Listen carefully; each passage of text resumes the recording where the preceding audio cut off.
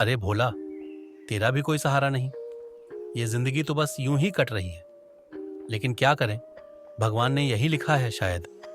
हाय रे मेरी किस्मत, लोग दौलत के पीछे भागते हैं और मैं एक टुकड़ा रोटी के लिए। जिंदगी भी कैसी अजीब चीज है ना भोला? तुझसे कौन बात करेगा? तू ही अपने दोस्त है, तू ही अपना सहारा। चलो कोई बात नहीं, शायद उनके पास देने को कुछ नहीं होगा। अरे भोला, तुझे तो आदत हो गई है। ये जिंदगी ऐसे नहीं चलेगी, कुछ तो करना पड़ेगा। अरे भगवान के घर के आगे बैठेंगे, शायद भगवान ही कुछ चमत्कार कर दें। अरे मेरे पास तो कुछ भी नहीं, शायद भगवान मेरी सुन ही लें। हे भोला, अब यहाँ बैठे रहना, शायद कोई बड़ा आदमी आए और तेरी मदद कर दे।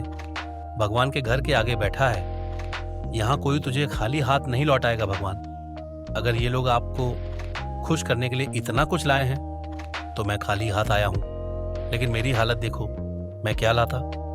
मेरे पास तो देने को सिर्फ ये आंसू हैं। जिंदगी ने मुझे सब कुछ दिया है। उसके शब्दों में नाज था, लेकिन एक सवाल भी था। पैसा, घर, गाड़ी, शोहरत, हर चीज हासिल है, लेकिन जितना पास आता हूँ उतना ही महसूस करता हूँ कि कुछ तो है जो छूट रहा है। आखिर ये सब किसके लिए है?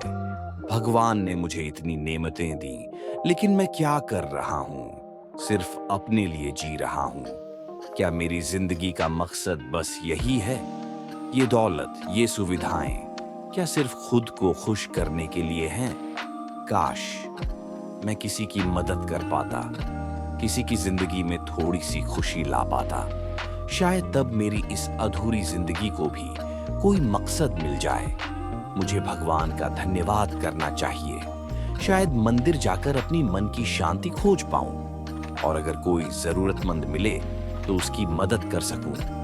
पैसा तो बहुत है मेरे पास, लेकिन क्या ये पैसा मुझे खुशी दे सकता है? नहीं, खुशी का असली सुख तो किसी और की मदद करने में है।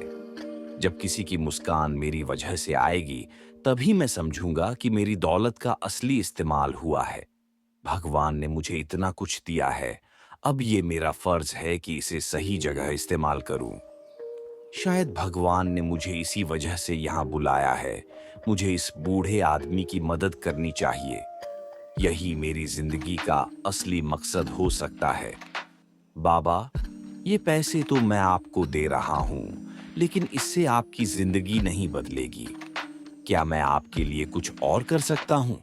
क्या आपको कहीं रहने की जगह चाहिए या कुछ और मदद चाहिए? बाबा, अब से आपकी ये चिंता मेरी है।